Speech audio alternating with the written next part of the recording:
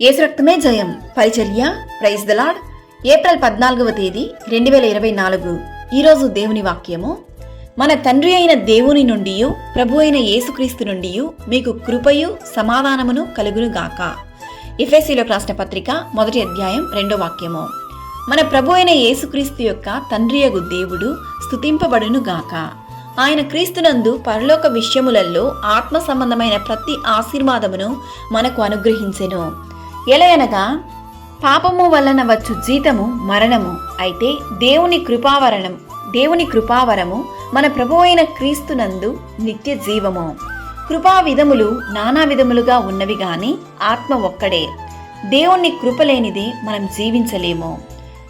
దిన ప్రారంభము నుండి రాత్రి పడుకునే వరకు మన జీవితాలలో అనేక సమస్యలు, ఆపదలు, అపాయాలు వచ్చినను దేవుని కృప ద్వారానే మనము నడిపింపబడుచున్నాము.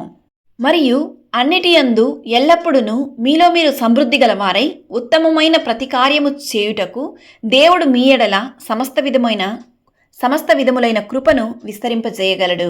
ప్రభు అయిన యేసుక్రీస్తు కృప మనందరికీ తోడయుండును గాక. ఆమేన్. God bless you.